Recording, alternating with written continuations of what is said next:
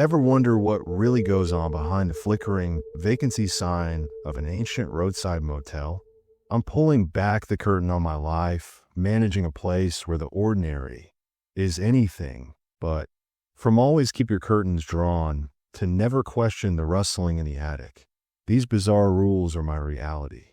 Are you ready to hear them all? The Blackwood appeared in my life the way most misfortunes do, quietly and without warning. I had been drifting between jobs for months, my savings account bleeding dry, when the advertisement caught my eye. Live-in manager position, room and board included, immediate start. The pay was surprisingly generous for what seemed like a simple caretaking role at a roadside motel. I should have questioned that generosity. I should have wondered why they were so desperate to fill the position. But desperation has a way of making us blind to red flags that wave frantically in our faces.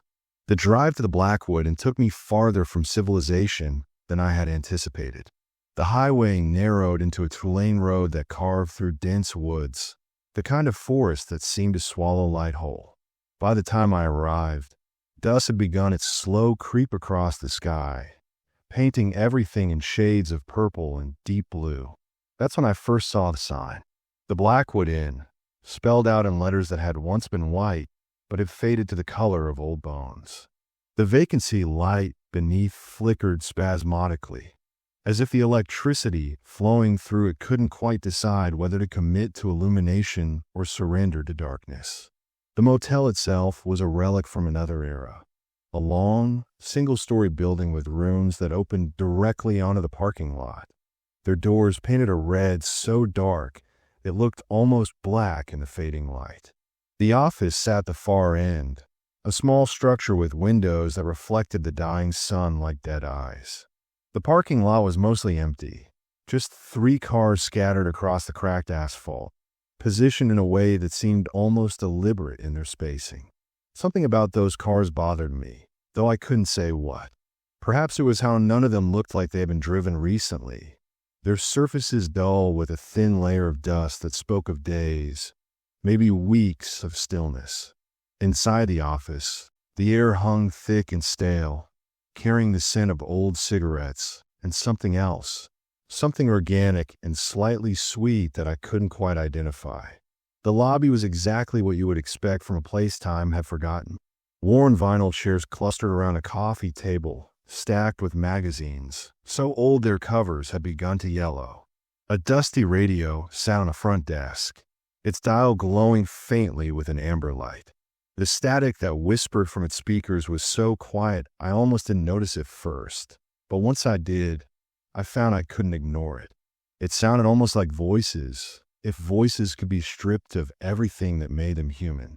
The previous manager was waiting for me behind the desk.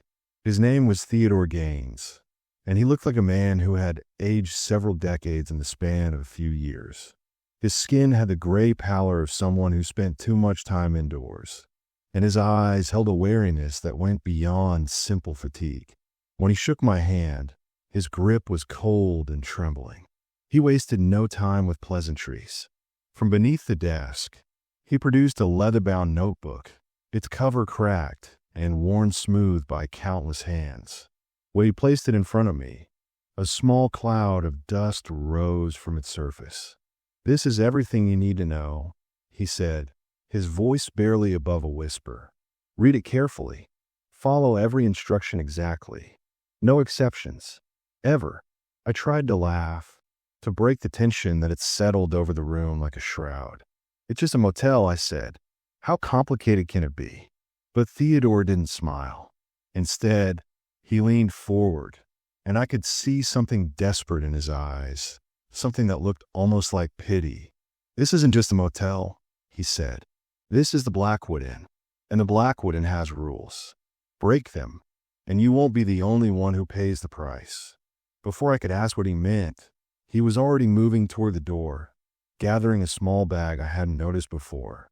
He paused at the threshold, his hand on the doorframe, and looked back at me one last time. "The first rule is the most important," he said. "No checking in after midnight.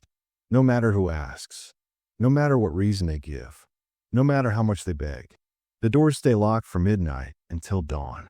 Do you understand? I nodded, though I didn't understand at all. But Theodore was already gone, his footsteps crunching across the gravel parking lot, moving faster than I would have thought possible for a man who looked so worn down. Alone in the office, I opened the notebook. The pages were filled with handwriting, dozens of different styles that spoke of all the managers who had come before me. Some entries were brief, simple instructions about changing light bulbs or processing credit cards, but others were longer, more detailed, and as I read them, a cold weight began to settle in my stomach. Rule 1 was indeed about the midnight policy, written in several places throughout the book, each time with increasing urgency. But it was Rule 2 that made my hands start to shake. Rule 2. Never speak to the occupant of room 7. If they emerge, avert your eyes. If they speak to you, do not respond. If they ask you a question, pretend you cannot hear them. Under no circumstances should you acknowledge their existence in any way. I flipped through more pages, finding other rules scattered throughout the notebook. Rule 3 stated that room 4 was permanently occupied by someone or something referred to only as the traveler, and that room was never to be cleaned, never to be entered, and the do not disturb sign hanging on its door was never to be touched. Rule 4 mandated nightly rounds where I was to ensure every curtain in every room was drawn closed, even the vacant ones, and every window was locked tight. Rule 5 concerned the radio on the desk, which was to remain on at all times, tuned to the specific frequency marked on the dial with a small piece of red tape. Never change the station, the entry warned. The static is necessary. It masks other sounds. The 6th rule was written on the final page in handwriting that looked rushed, almost frantic. The ink was darker here, as if the pen had been pressed hard against the paper. Rule 6. Never investigate sound from the attic. Never open the attic door. Never look up through the ceiling grates. What lives in the attic must remain undisturbed. Beneath this, in letters that seemed to have been traced over and over until the pen nearly cut through the page, were 3 words. This is critical. I sat in the chair behind the desk, the notebook heavy in my hands, and tried to convince myself this was some kind of joke, an elaborate prank played on new managers to see how gullible they were. But the office around me felt too real, too oppressive. The static from the radio seemed to grow louder, and I realized I could hear other sounds beneath it. Faint creaking from above. Soft footsteps from somewhere down the row of rooms. The distant sound of something that might have been crying or might have been laughter, distorted by distance and walls. As the last light faded from the windows and true darkness settled over the Blackwood Inn, I heard the first knock on the office door. Sharp, insistent. 3 raps that echoed through the small room. I glanced at the clock on the wall. 11:58. 2 minutes until midnight. 2 minutes until the most important rule went into effect. The knocking came again, louder this time, more urgent. Then a voice, muffled by the door but still audible, called out. Please, it said.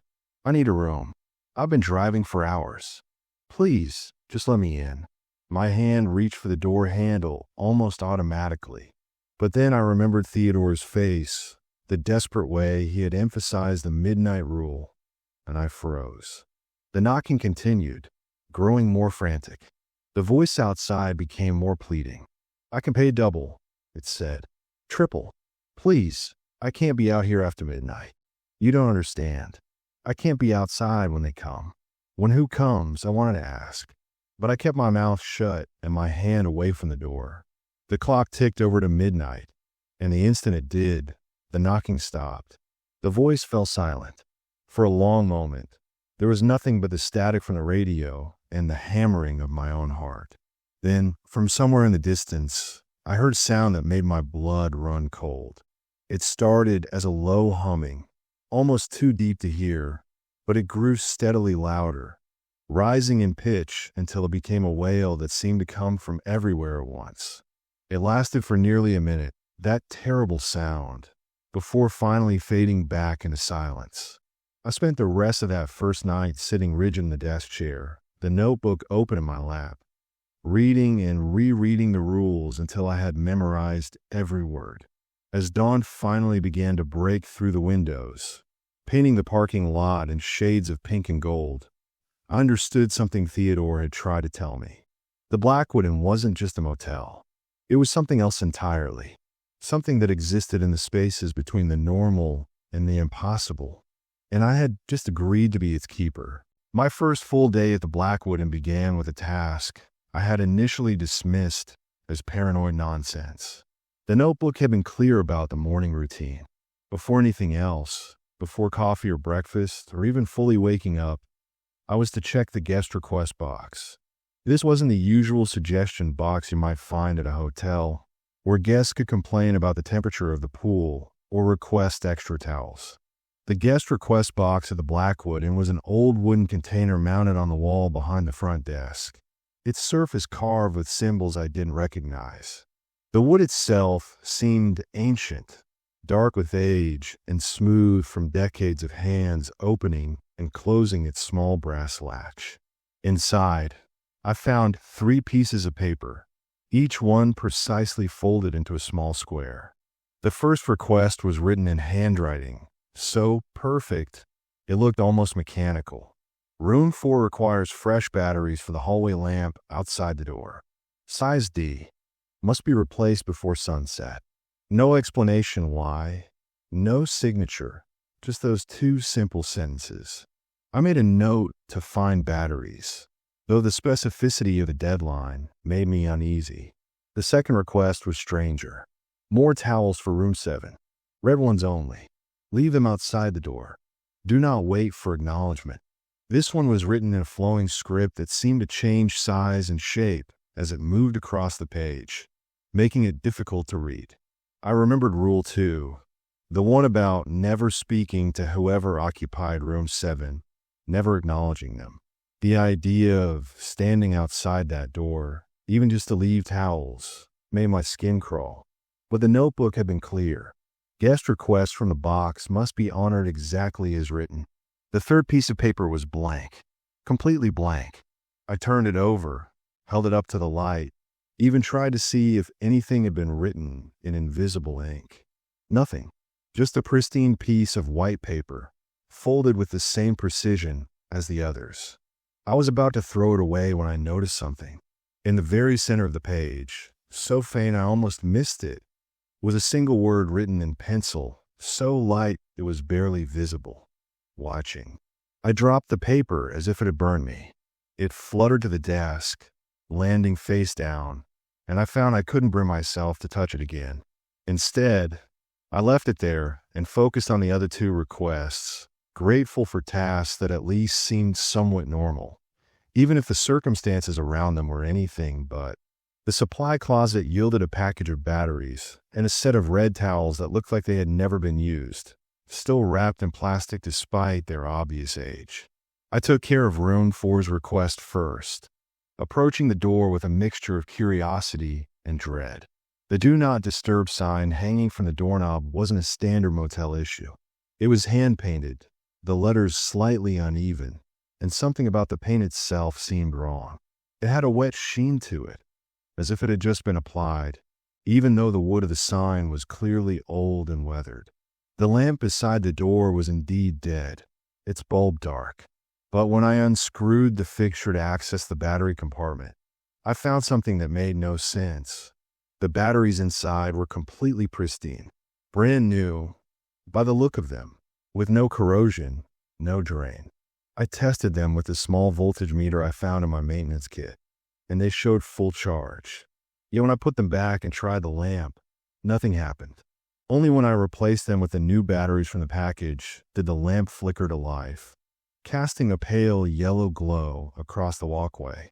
As I was securing the fixture back in place, I heard movement from inside room 4. Not footsteps exactly, but a sliding sound like something heavy being dragged across the floor. Then a voice, muffled by the door but still audible, spoke a single word. "Thank you." The voice was strange, layered somehow, as if multiple people were speaking in perfect unison. I didn't respond. I couldn't. My throat had gone completely dry, and my hand was shaking so badly I nearly dropped the screwdriver I was holding. I backed away from the door slowly, never taking my eyes off it, half expecting it to swing open and reveal whatever the traveler really was. Room 7 was worse. Much worse. The room was located at the far end of the building, separated from the others by a gap where it looked like another room had once stood. The number on the door was painted in the same dark red as the others, but the paint here seemed to glisten, and as I got closer, I could swear it moved, rippling like liquid even though it was clearly dry. I placed the red towels outside the door exactly as the request had specified, then stepped back quickly. I had started to turn away when the door opened. Not all the way, just a crack, maybe 2 inches at most. Through that narrow opening, I could see darkness, so complete it seemed to have substance, like the space inside the room wasn't empty, but filled with something that absorbed all light. And in that darkness, something moved. I couldn't see what it was, couldn't make out any specific shape, but I could feel eyes on me. Multiple pairs of eyes, all watching, all waiting. Remember Rule 2. I told myself, do not acknowledge, do not respond. I forced myself to look away, to focus on the ground, on my feet, on anything except that crack in the door and the darkness that lived beyond it. The towels I had left began to move, sliding across the concrete toward the opening as if pulled by invisible strings. Then the door closed with a soft click that sounded impossibly final. I made it back to the office before my legs gave out. I sat behind the desk, my whole body trembling, and tried to make sense of what I had just experienced. The logical part of my brain kept insisting there had to be a reasonable explanation. A draft had pulled the towels. The darkness was just a trick of shadow. The voice from room 4 had been my imagination. But another part of me, a part that was growing stronger with each passing hour, knew the truth. The Blackwood wasn't bound by logic or reason. It operated according to different laws, rules that had nothing to do with the physics I thought I understood. The rest of the day passed in a blur of mundane tasks that felt surreal given what I had already experienced. I checked in 2 new guests, both of whom seemed perfectly normal, if a bit weary from the road. An elderly couple heading to visit their daughter. They took room 11 without complaint and asked only where they might find a good place for dinner. I directed them to the diner about 10 miles down the highway, grateful for the normalcy of the interaction. But as afternoon bled into evening, the atmosphere in the motel began to change. The sunlight took on a strange quality, filtering through the trees around the property at odd angles that created shadows where shadows shouldn't exist. The 3 cars that had been in the parking lot when I arrived were still there, exactly where they had been, and I realized I hadn't seen anyone go near them. Not once. They just sat there, silent and still, like monuments to something I didn't understand. As sunset approached, I remembered the afternoon rounds I was supposed to conduct. According to the notebook, every evening before dusk, I needed to walk the entire length of the motel and ensure all curtains in all rooms, occupied or not, were properly closed. The notebook didn't explain why this was necessary, but the number of times it was emphasized suggested it was critical. I grabbed the master key and started my rounds, beginning with the vacant rooms at the near end of the building. The first few rooms were exactly what you would expect. Slightly musty, beds made with military precision, curtains already drawn. But room 9, which was supposed to be vacant, gave me pause. The curtains were open, pulled back to reveal the darkened glass beneath. Through the window, I could see into the room, and everything looked normal. Empty bed, clean surfaces, nothing out of place. But when I used the master key to enter and close the curtains properly, I noticed something that made my breath catch. On the bed, pressed into the covers as if someone had been lying there, was a clear impression, the shape of a body, and it was still warm. I backed out of the room, so fast I nearly tripped over my own feet. I locked the door with hands that wouldn't stop shaking and moved on to the next room, trying to convince myself I had imagined the warmth, that the impression was old and I just hadn't noticed it before. But I knew I was lying to myself. Something had been in that room. Something might still be in that room, and I had no idea what. When I reached room 7, I didn't even try to check inside. The curtains were drawn, heavy black fabric that blocked out every trace of light. I could hear something from within, a sound like whispered conversation, dozens of voices all speaking at once, but too quietly to make out individual words. I hurried past, my eyes fixed on the ground, remembering Rule 2 with crystal clarity. Room 4 was different. As I approached, I noticed the lamp I'd fixed earlier was flickering, its light pulsing in a rhythm that seemed almost deliberate. Morse code, I thought suddenly, though I couldn't read it even if it was. The do not disturb sign swayed, gently despite the complete absence of any breeze. Behind the door, I heard that sliding sound again, steady and repetitive, like something being moved back and forth, over and over in an endless loop. The final room on my evening rounds was room 3, occupied by the elderly couple who had checked in earlier.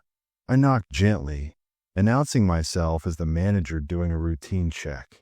The woman who answered the door looked different than she had that afternoon. Older somehow, her skin more lined, her eyes more sunken. She smiled at me, but the smile didn't reach those hollow eyes. "Everything is perfect," she said in a voice that sounded like it was being pushed through layers of cotton. "We're very comfortable indeed." She repeated the phrase exactly, with the same inflection, as if she were a recording playing back.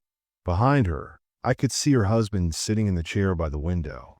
He was facing away from me, completely still, his head tilted at an angle that looked uncomfortable. As I watched, he raised one hand and waved, the movement stiff and jerky, like a puppet being manipulated by someone who didn't quite understand how human joints worked. The woman continued to smile. "We're very comfortable," she said for a third time. Behind her, her husband waved again, the same mechanical motion. "We won't be needing anything tonight." I mumbled something about letting me know if they needed anything and retreated to the office. Night was falling fast now, the sky shifting from purple to black in a matter of minutes. The parking lot lights came on automatically, but their illumination seemed weak, barely pushing back the darkness that pressed in from all sides. And as I locked the office door and settled in behind the desk for my second night at the Blackwood Inn, I heard the first sounds from above. Soft scratching from the attic, then footsteps, slow and deliberate, moving across the ceiling from one end of the building to the other. I looked up despite myself, my eyes finding the ventilation grate in the corner of the ceiling. Through the slats, I could see only darkness, but in that darkness, something moved, something watched, and I knew with absolute certainty that whatever lived in the attic knew I was there. It had always known, and now that night had truly fallen, it was waking up. The notebook had warned me about the nightly rounds, but reading about them and actually performing them were two entirely different experiences. According to the instructions, every night between the hours of midnight and 3 in the morning, I was required to walk the length of the motel 3 separate times, checking specific things with each pass. The first round was for the curtains, ensuring they remained closed. The second was for the windows, confirming all locks were secure. The third round had no specific purpose listed in the notebook. It simply said, "The final round is for you to see." What that meant, I had no idea, but the ominous phrasing had kept me on edge all evening. I began the first round at exactly midnight, the master key heavy in my pocket, a flashlight gripped tightly in my hand, even though the parking lot lights were on. The night air was different than it had been during the day, thicker somehow, like breathing through wet cloth. The darkness beyond the lights seemed to pulse with its own life, expanding and contracting like the breath of some massive, invisible creature. As I stepped out of the office, the temperature dropped noticeably, my breath misting in front of my face despite the fact that it was early autumn and shouldn't have been nearly cold enough for that. The first few rooms showed no issues. Curtains closed, doors secure, everything silent. But as I approached room 9, the one where I had found the warm impression on the bed earlier, I noticed the door was slightly ajar. I had locked it myself. I was absolutely certain of that. Yet now it stood open, maybe 3 inches, and from within came a sound I couldn't immediately identify. Rhythmic, wet, like someone chewing. My training, limited as it was, told me to investigate, but every instinct I'd screamed at me to keep walking. I compromised by shining my flashlight through the gap in the door. The beam cut through the darkness, illuminating the room in harsh white light. The bed was empty now, the covers perfectly smooth, no sign of the impression I'd seen before. But on the floor, directly in the center of the room, was a puddle of something dark and viscous. As I watched, the puddle moved, flowing slowly toward the drain in the bathroom despite the fact that the floor was perfectly level. I pulled the door shut firmly, testing the lock 3 times to make sure it caught. The chewing sound stopped immediately, replaced by a silence so complete it felt deliberate, pointed. I moved on quickly, my heart racing, my palms slick with sweat despite the cold. Room 7 radiated wrongness, even from a distance. The curtains were not just closed, but seemed to bulge outward, as if something on the other side was pressing against them, testing their strength. Shadows moved behind the fabric, cast by no light source I could see, and from beneath the door, something that looked like smoke but moved too deliberately to be smoke began to seep out, pooling on the concrete before dissipating into nothing. I gave that room a wide berth, walking as far to the other side of the walkway as I could manage. But I still had to pass it, still had to acknowledge its presence on my checklist. As I drew level with the door, I heard a sound from within that turned my blood to ice. Singing. Multiple voices, all singing the same melody but at different speeds, creating a discordant harmony that seemed to claw at the inside of my skull. The words were in no language I recognized, but somehow I understood their meaning. They were singing about hunger, about waiting, about the thin walls that separated one world from another. Room 4 appeared quiet at first glance. The lamp outside still flickered with that strange rhythm, but otherwise, everything seemed normal. The Do Not Disturb sign hung motionless on the doorknob. The curtains were drawn tight, but as I marked the room as checked on my list, I noticed something new. Written in the dust on the small window beside the door, traced by what could only have been a finger, was a message. 3 words in handwriting that looked almost childlike in its careful precision. We see you. I didn't remember there being dust on that window before. In fact, I was fairly certain I had cleaned it that morning. But there was a thick layer that looked weeks old, and beneath it, that message. We see you. I resisted the urge to wipe it away, somehow knowing that acknowledging it would be worse than leaving it alone. Instead, I moved on, my legs feeling increasingly unsteady with each step. The elderly couple in room 3 had their lights on, a warm yellow glow seeping around the edges of their curtains. But when I got close enough to listen, I realized I couldn't hear anything from inside. No television, no conversation, no sounds of movement, just silence, absolute and complete, as if the room beyond the door was empty of all life. I knocked softly, partly to check on them, partly because the silence unnerved me so deeply I needed to break it. No response. I knocked again, louder this time. Still nothing. I used the master key, opening the door, just a crack and calling out. The woman's voice answered immediately, cheerful and bright. We're perfectly fine. We're sleeping. The contradiction in her statement didn't seem to register with her. But when I pushed the door open a bit wider, I could see into the room, and what I saw made my stomach turn. The elderly couple was indeed in bed, tucked under the covers, lying perfectly still. But their eyes were open, both of them, staring up at the ceiling without blinking. Their chests rose and fell in perfect synchronization, breathing in exact rhythm, and their heads were turned at precisely the same angle. They looked like mannequins arranged in a display, like wax figures in a museum exhibit. "We're sleeping," the woman said again, her mouth moving, but her gaze never wavering from the ceiling. "We're very comfortable. Please close the door." I backed out slowly, pulling the door shut, my hands trembling so badly I could barely turn the key in the lock. Whatever was happening in that room, whatever had happened to that couple, I knew with absolute certainty that I couldn't help them. Some things at the Blackwood Inn were beyond intervention, beyond salvation. The second round, checking the windows, went faster but was no less disturbing. Every window I tested was locked tight, but as I moved from room to room, I began to notice something strange.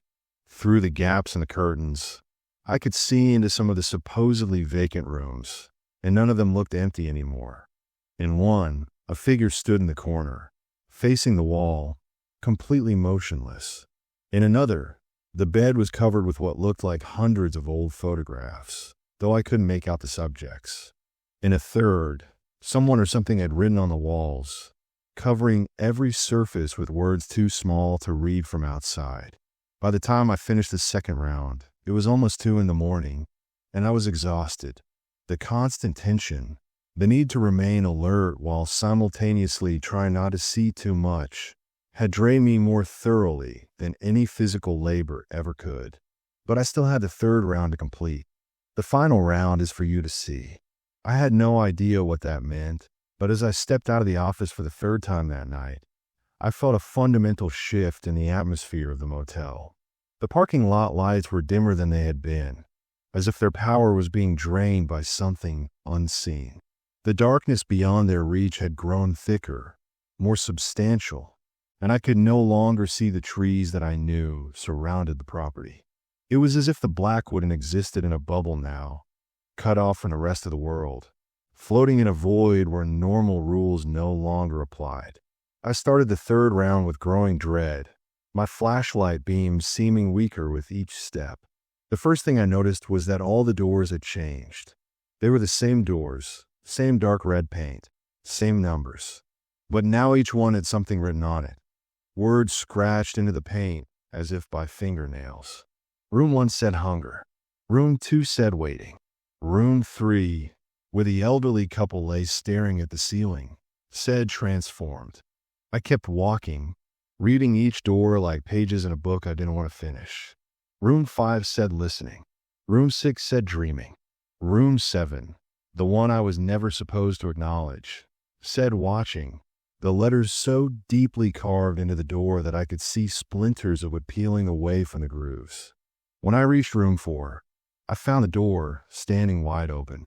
The lamp outside had stopped flickering and now shone with an intensity that hurt to look at directly. Inside the room, I could see nothing but that same absolute darkness I had glimpsed through the crack in room 7's door. A darkness so complete it seemed to erase reality itself. And from within that darkness came a voice, the same layered, multiple voice I had heard before. Would you like to know what I am? Would you like to know why I travel this road, staying in this room, year after year, decade after decade? Would you like to understand? Every fiber of my being screamed at me to run, to flee back to the office and lock myself inside until dawn. But I found myself unable to move, frozen in place by something beyond simple fear. The darkness in the room began to shift, to coalesce, and for just a moment, I saw shapes within it. Faces, dozens of them, hundreds maybe, all pressed together, all staring out at me with eyes that held eons of experience. Human faces, but not human. Not anymore. They had been travelers once, people who had checked in a room for not knowing what waited for them there. And now they were part of something else, something that wore their faces like masks, that used their voices to speak. I don't know how I broke free of that paralysis, but somehow I stumbled backward, away from the door, away from those faces and that voice that seemed to resonate in the center of my chest. I heard laughter echoing from the darkness. Not cruel, but almost fond, like a parent amused by a child's reaction. The door swung shut on its own, and the lamp returned to its rhythmic flickering. The rest of the third round passed in a haze. I moved mechanically, no longer reading the words scratched into the doors, no longer looking too closely at anything. I just walked, counting my steps, focusing on putting one foot in front of the other until I completed the circuit and made it back to the office. As I locked the door behind me and slumped into the chair behind the desk, I glanced at the clock. 3:02 in the morning.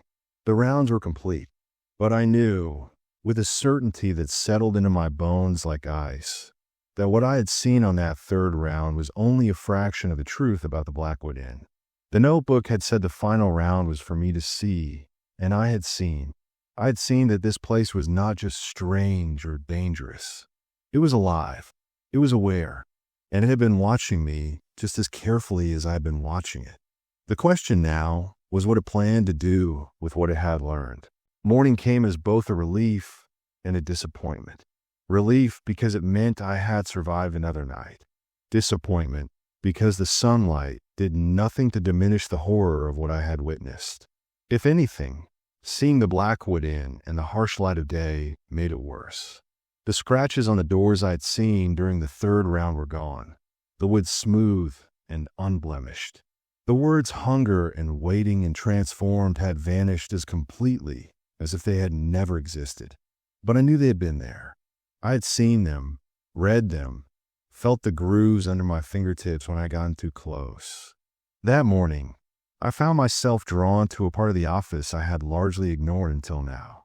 Behind the front desk, tucked into a corner beneath a stack of old ledgers, was a large cardboard box. It was sealed with packing tape that had yellowed with age, but someone had written on the lid in thick black marker, "Manager Archives. Do not discard." I had glanced at it when I first arrived, but had been too overwhelmed with everything else to investigate. Now, desperate for answers, desperate to understand what I got myself into, I pulled the box out and cut through the tape. Inside were dozens of photographs, some in frames, others loose and scattered.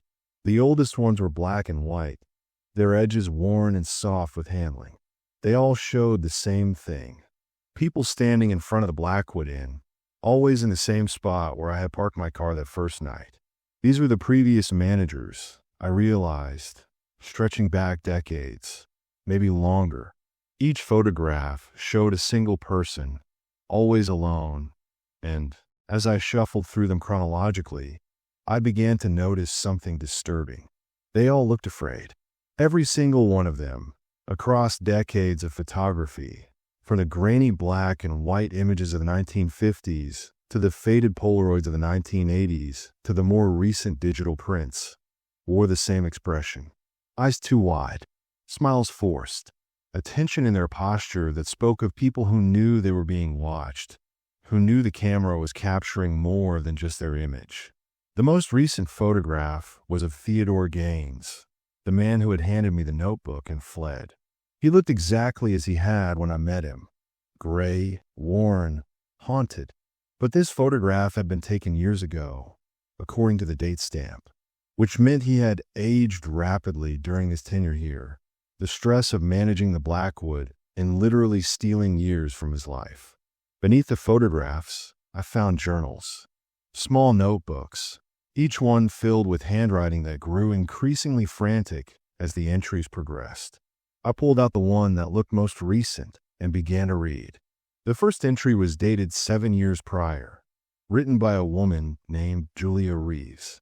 She had started her position at the Blackwood and full of optimism, excited about the quiet setting and the decent pay. But by her third entry, written just a week after she started, her tone had changed dramatically. "Something is wrong with room 7, she had written. I can hear voices from inside. Sometimes. Dozens of them, all talking at once. But when I check the guest ledger, it only shows one occupant. One name, written in handwriting that seems to change every time I look at it. Today it said the collective. Yesterday it said we who watch. I don't understand. I don't want to understand. I flipped through more pages, watching Julia's mental state deteriorate in real time through her increasingly erratic handwriting.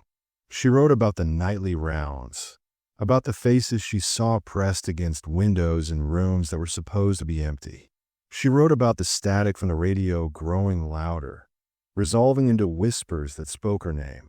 She wrote about the attic, about the sounds that came from above, sounds like hundreds of insects crawling like fingernails on wood, like crying children. Her final entry was brief and chilling. I saw what's in room 4. The traveler showed me its true face. I understand now why the previous managers all looked so haunted in their photographs. We're not managing a motel. We're feeding it. Every guest that checks in, every person who stays the night, they leave something behind, a piece of themselves. And whatever this place is, it collects those pieces. It feeds on them. I can't stay here anymore, but I don't think I can leave either. It won't let me. I can feel it watching me write this. I can feel it in my head, learning my thoughts, my fears. If you're reading this, whoever you are, you need to. The entry ended mid-sentence. The rest of the page was blank, but there were marks on it, scratches that looked almost like claw marks, as if someone or something had tried to destroy the page, but had stopped halfway through. I set Julia's journal aside and pulled out another one. This one older, the paper brittle with age. This manager, a man named Robert Shun, had been here in the early 1970s. His entries were more clinical, more detached, but they told the same story. The motel was not what it appeared to be. The rules existed for a reason, and breaking them had consequences that extended beyond the individual rule breaker. Robert wrote about a guest who had tried to check in after midnight, a young woman who had begged and pleaded to be let inside. Against his better judgment, Robert had opened the door at 12:05, just 5 minutes past the deadline. The woman had seemed normal at first, he wrote, tired from driving, grateful for a place to stay. I gave her room 8 and thought nothing more of it. But when I did my rounds that night, room 8 was empty. The bed hadn't been slept in. The bathroom wasn't used, but her car was still in the parking lot. I searched everywhere for her, terrified she had wandered off into the woods and gotten lost. It wasn't until the 3rd night that I found her, or what was left of her. She was in the attic. I know I'm not supposed to go up there. I know Rule 6 forbids it, but I had to find her. I had to know what happened. So I opened the attic door and climbed the stairs, and God help me, I wish I hadn't. She was there, or something wearing her shape was there, suspended in the center of the space by threads I couldn't quite see. Her eyes were open but empty, like windows into nothing. And all around her were others, dozens of them, maybe hundreds, all hanging by those invisible threads, all with those same empty eyes. That's when I understood. That's when I realized what the attic really is. It's not storage. It's not a crawl space. It's where the Blackwood keeps its collection. I dropped the journal, my hand shaking so badly I could barely hold it. The attic, all those sounds I've been hearing, the footsteps, the scratching. They weren't rats or settling wood. They were people, or what used to be people. The guests who had checked in after midnight. The ones who broke the rules. The ones the motel had claimed for itself. They were all up there, suspended in the darkness, feeding whatever intelligence animated this place. A sound from above made me freeze. Slow, deliberate footsteps, moving across the ceiling from the far end of the building toward the office. I forced myself to remain still, to keep my eyes on the desk, remembering Rule 6. Never look up through the ceiling grates. But I could hear it clearly now, hear the sound of something being dragged, hear the faint whisper of voices filtering down through the vents. They were speaking my name, over and over, in a chorus of dead mouths. They spoke my name like a prayer, like a summons, like a promise. I grabbed another journal at random, desperate for distraction, desperate for anything that would keep me focused on something other than the sounds from above. This one was different from the others. Older, the pages yellow and spotted with age. the leather cover cracked and worn. The handwriting inside was elegant, old-fashioned, done with a fountain pen that had left thick, bold strokes. The first entry was dated 1947, written by the original owner and manager of the Blackwood Inn, a man named Thomas Blackwood. "I have built this motel as a sanctuary," he wrote. "A place between places, a way station for travelers of all kinds. But something went wrong during the construction. We broke ground on land that should have remained untouched, disturbed something that had been sleeping for longer than human memory. Now the motel has changed. It has become a living thing, hungry and aware. The workers who helped build it have begun to disappear. I find them sometimes, or pieces of them, in places they shouldn't be. In the walls, in the foundation, beneath the floorboards. I have tried to destroy what I created, but the motel will not burn. It will not collapse. It exists now independent of the physical materials that comprise it. So instead, I have decided to contain it, to control it through rules and rituals, to feed it carefully so that it does not reach out beyond these walls and consume everything around it. The 6 rules I have established are not suggestions. They are barriers, magical thinking made real, symbols that hold power in a place where the normal laws of reality have been suspended. Rule 1 ensures that the motel's hunger is satisfied with the right kind of sustenance. Those who arrive after midnight are not ordinary travelers. They are drawn here by the motel itself, called through dreams and impulses they don't understand. They are offerings, and the motel must be allowed to claim them without interference. Rule 2 exists because the occupant of room 7 is not a guest. It is part of the motel's consciousness made manifest, a splinter of its awareness given form. To acknowledge it is to give it power over you, to allow it to see you as an individual rather than just another caretaker. Rule 3 protects the traveler, an entity that predates even the motel itself. It uses room 4 as an anchor point, a place to rest during its endless journey through realities. The motel tolerates its presence because the traveler keeps other, worse things at bay. Without it, the boundaries between this world and others would collapse entirely. I read on, learning the reasoning behind each rule, understanding for the first time the delicate balance that kept the Blackwood Inn contained. Thomas Blackwood had spent his entire life trying to atone for his mistake, trying to prevent the horror he had unleashed from spreading. The managers who came after him had inherited that responsibility, carrying on his work even as the motel slowly consumed them. The final entry in Thomas Blackwood's journal was dated 1963. "I am old now," he wrote, "and I can feel the motel growing impatient with me. It wants a new caretaker, someone younger, someone with more years to give it. I have trained my replacement, a young man named Peter, who understands the gravity of this position.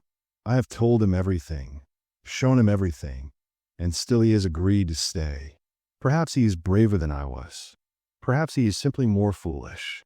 Either way, the work will continue. I am going to walk into room 7 tonight. I am going to break rule 2 deliberately, consciously, with full knowledge of what will happen. Perhaps in doing so, I can feed the motel enough of myself that it will remain satisfied for years to come. Perhaps I can buy peace for future managers, give them a chance to live without the constant fear that has been my companion for decades. Or perhaps I will simply cease to exist, my consciousness scattered across the hundreds of hollow bodies that hang in the attic. I suppose I'll find out soon enough." I closed the journal slowly, my heart heavy with understanding. Thomas Blackwood had not died peacefully in his sleep or retired to some comfortable home. He had sacrificed himself, had fed himself to the motel he created in the hopes of appeasing it. And every manager since had been tasked with maintaining his work, keeping the rules, performing the rituals, ensuring that the horror contained within these walls never escaped. A knock on the office door startled me out of my thoughts. I glanced at the clock. 10 in the morning. Well past the dangerous hours. Well into the safety of daylight. I opened the door to find a young woman standing there, maybe 25, with a backpack slung over one shoulder and exhaustion written across her face. She smiled at me, the smile of someone who had been driving too long and was grateful to find a place to rest. "Do you have any rooms available?" she asked. Her voice was normal, pleasant, nothing to indicate danger or wrongness. Just a tired traveler looking for a bed. I glanced past her to the parking lot and saw a car with out-of-state plates, dust covered from long highway miles. Everything about her seemed ordinary, mundane, safe. But as I reached for the guest ledger to check her in, I noticed something that made my blood run cold. On her wrist, barely visible beneath the edge of her sleeve, was a mark, a symbol carved into her skin, the lines fresh and red. I had seen that symbol before. It was carved into the wooden guest request box. It was etched into the door of room 7.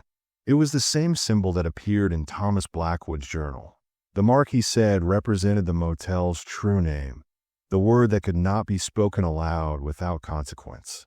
This woman was not a random traveler. She had been called here, summoned by the motel itself, marked and claimed before she ever arrived. And I was supposed to check her in, to give her a room, to add her to the collection that hung in the attic above my head. I was supposed to feed the beast that wore the shape of a motel, to maintain the terrible balance that Thomas Blackwood had established more than half a century ago. My hand hovered over the ledger. The woman waited patiently, still smiling, completely unaware of what awaited her. And I realized in that moment that I had a choice to make. I could follow the rules, could play my part in the eternal feeding of Blackwood Inn, could sacrifice this stranger to maintain the containment that kept worse horrors at bay. Or I could break the rules, could refuse to participate, could try to save her even knowing that doing so might have consequences I couldn't begin to imagine. The static from the radio grew louder, resolving into whispers that surrounded me on all sides. The woman's smile began to fade, replaced by confusion as I stood there frozen, unable to move, unable to speak. And from above, from the attic, came the sound of hundreds of voices, all speaking in unison, all saying the same 2 words over and over again. "Feed us, feed us, feed us."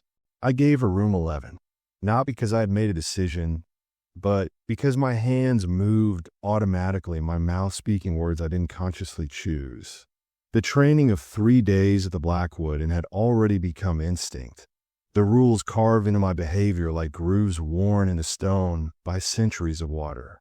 She signed the ledger with a name I immediately forgot, paid in cash that felt too cold in my palm, and walked to her room with the easy gait of someone who had no idea they were walking toward something that defied every natural law.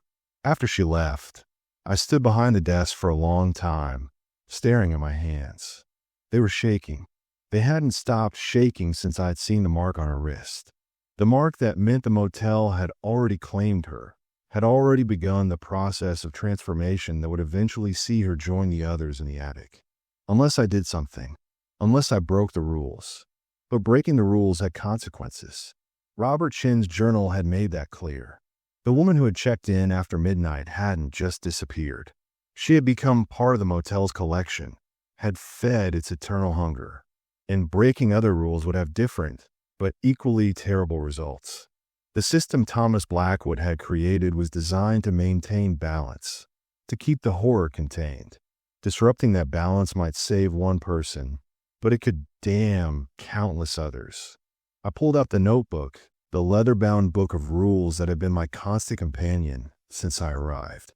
I read through it again, searching for loopholes, for some exception or caveat that might give me a way to help the woman without destroying everything. But the rules were absolute. They didn't explain, didn't justify, didn't allow for interpretation. They simply were as immutable as the motel itself. That's when I noticed something I had missed before. On the very last page of the notebook, written in handwriting so faint it was barely visible, was a 7th rule. It wasn't numbered. It wasn't listed in the table of contents at the front. It was just there, a ghost of words pressed in a paper, as if someone had written it and then tried to erase it but couldn't quite manage to eliminate it completely. Rule 7. The manager is not bound by the motel's hunger. The manager can choose to break the cycle, but only once, and only at great personal cost. The motel will demand payment for interference. Payment in years. Payment in memories. Payment in pieces of the self that can never be recovered. Choose wisely who you save, for you cannot save them all, and the price will be extracted regardless of the outcome. I read it 3 times, making sure I understood. Rule 7 offered a way out, a method to intervene, but it came with a price that was deliberately vague and terrifyingly open-ended. Years, memories, pieces of the self. What did that mean? Would I age rapidly like Theodore Gaines? Would I forget who I was, my identity dissolving like morning mist? Would parts of me simply cease to exist, erased from reality by the motel's hunger? And it can only be done once. One chance to break the cycle, to save one person, and then never again. Every other guest who came after would have to be sacrificed according to the rules, fed to the motel's insatiable appetite. Could I live with that? Could I choose this one woman, this stranger with a mark on her wrist, and condemn everyone who came after her? The afternoon passed in a blur of indecision. I checked in 2 more guests, both of whom seemed normal, unmarked, just ordinary people traveling the highway who needed a place to rest. I performed my duties mechanically, answering questions about Wi-Fi and checkout times while my mind churned through the impossible arithmetic of salvation and sacrifice. The woman in room 11 stayed in her room, the Do Not Disturb sign hanging on her door, and I wondered if she was already beginning to change, if the motel's influence was already seeping into her consciousness, preparing her for the collection. As evening approached, I made my decision. I couldn't save everyone. I couldn't break the system Thomas Blackwood had created without potentially unleashing something worse. But I could save one person. I could invoke Rule 7, could pay whatever price the motel demanded, could at least try to send the woman in room 11 away before the transformation became irreversible. Even if it cost me everything, at least I would know I had tried. I knocked on her door just as the sun was beginning to set, painting the sky in shades of orange and red that looked too much like fire. She answered after a moment, and I could already see the changes beginning in her. Her eyes had taken on a distant quality, as if she was looking at something beyond me, beyond the physical world. The mark on her wrist had darkened, the edges spreading like roots beneath her skin. "You need to leave," I told her without preamble. "Right now. Get in your car and drive. Don't stop. Don't look back. Don't ever come back to this place." She stared at me with those distant eyes, and for a moment, I thought it was already too late. But then something flickered in her gaze, some fragment of her original self fighting to the surface. "Why?" she asked, her voice small and confused. "What's happening to me? I've been having dreams. Terrible dreams about hanging in darkness, about being part of something vast and hungry. I can't move my legs properly. I can't feel my..." "Go," I said urgently, reaching out to grab her arm, to physically pull her toward the parking lot if necessary. "Just go. Trust me. Leave right now, and don't stop driving until you're at least 100 miles away." Something changed in the air around us. The temperature dropped so rapidly I could see my breath, could see hers. The lights in the parking lot flickered and dimmed. From above, from the attic, came a sound like thunder, like hundreds of feet stamping in unison, like the building itself groaning in displeasure. The motel knew what I was doing. It knew I was invoking Rule 7, and it was not happy. The woman seemed to snap out her daze. Her eyes cleared, focused on me with sudden intensity. "Thank you," she whispered, and then she was moving, running to her car with a speed born of pure survival instinct. Her engine roared to life, headlights cutting through the gathering dusk, and she was gone, tires squealing as she raced out of the parking lot and down the highway, away from the Blackwood Inn and the fate that had been waiting for her. The moment her taillights disappeared into the distance, the pain began. It started in my chest, a sensation like something being pulled out through my ribs, like the motel reaching inside me and taking what it was owed. I collapsed to my knees on the concrete, gasping as the world around me began to distort and shift. Memories started to vanish, not slowly, not gently, but ripped away in chunks. I forgot my mother's face. I forgot the name of my childhood dog. I forgot the address of the house where I grew up. Years disappeared, entire sections of my life simply ceasing to exist in my mind. I forgot friends, lovers, experiences that had shaped who I was. Each loss felt like a small death, a piece of myself being fed to the hungry thing that lived in the walls and ceiling and foundation of the Blackwood Inn. But worse than the memories was the aging. I could feel it happening in real time, could feel my joints stiffening, my skin loosening, my hair thinning. 10 years passed through my body in the span of minutes. Then 20, then 30. I looked down at my hands and saw them transform. Smooth skin becoming weathered and spotted, veins rising to the surface like roots breaking through soil. When I finally staggered to my feet and caught my reflection in the office window, I saw what I had become. The face staring back at me was decades older, lined and worn, eyes hollow with the weight of what I'd sacrificed. The notebook appeared in my hands, though I didn't remember picking it up. New words had been written on the final page, beneath Rule 7, in handwriting I didn't recognize but somehow knew was mine. Payment accepted. 1 life saved. Cost: 37 years of life, 62 memories deemed significant, and 1 piece of soul irretrievable. The balance is maintained. The cycle continues. No further interference will be permitted. I limped back to the office, every step in agony in joints that now carried decades they hadn't earned. Inside, the radio was playing louder than I had ever heard it, the static resolving into clear voices. They were laughing. All the occupants of the attic, all the collected souls that hung in that dark space above, were laughing at me. Not cruelly, but with the understanding of those who had walked the same path, who had faced the same impossible choices and had chosen differently.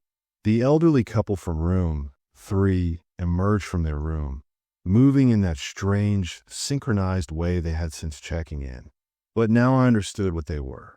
They had been managers once, had tried to break the rules, had failed in their attempt. The motel had transformed them into permanent guests, had bound them to this place as a warning, a reminder of what happened when you try to fight something so much older and more powerful than yourself.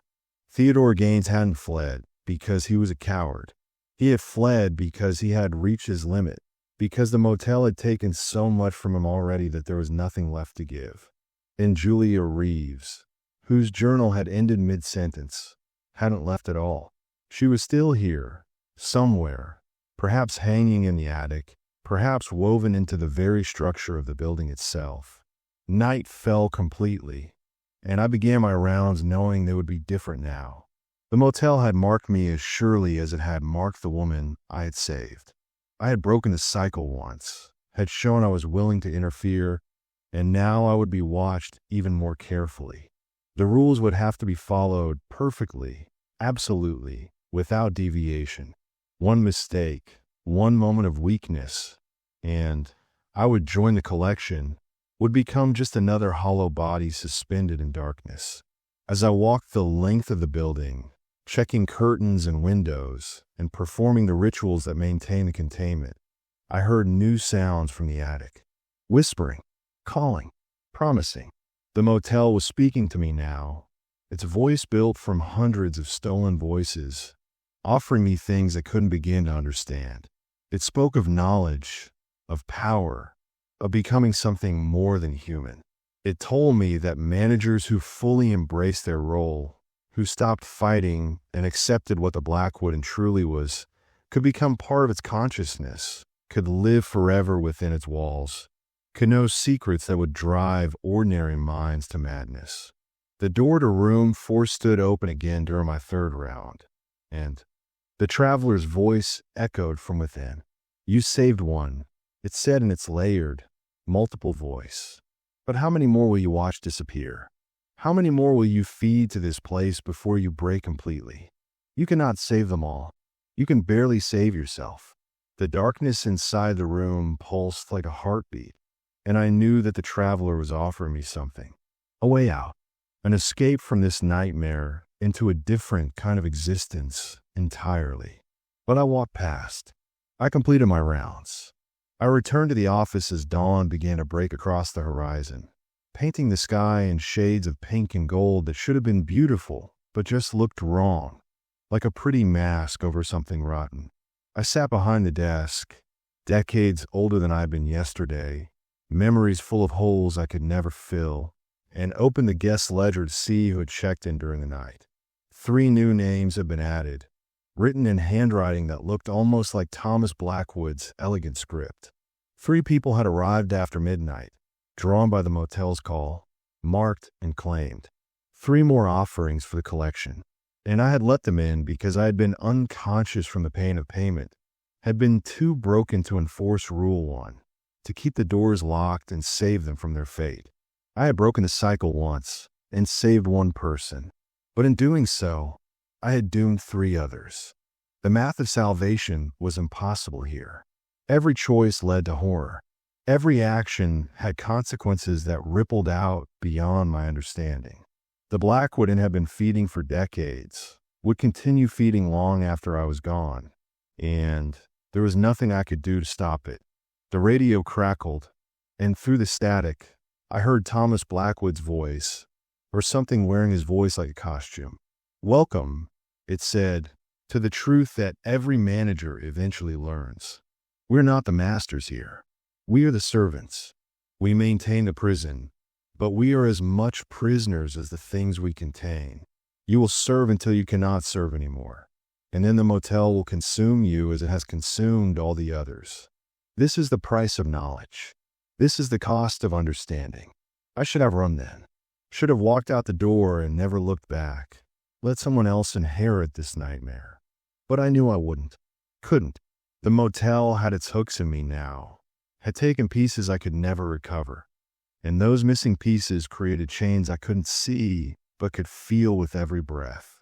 I was bound to the Blackwood in as surely as the souls in the attic, as permanently as the words carved into the doors during the third round. Outside, another car pulled into the parking lot. Another traveler looking for rest. Another offering waiting to be claimed. I stood on legs that ached with age I shouldn't have, moved toward the door with hands that trembled with exhaustion I had earned in minutes rather than years, and prepared to smile and check them in and feed the beast that wore the shape of a motel. Because that's what managers do at the Blackwood Inn. We follow the rules. We maintain the balance. We sacrifice others so that worse things remain contained. And we do it knowing that eventually, inevitably, we will join them in the darkness. Our voices added to the chorus that whispers from the attic. Our consciousness absorbed into the hungry thing that lurks in the spaces between the rooms.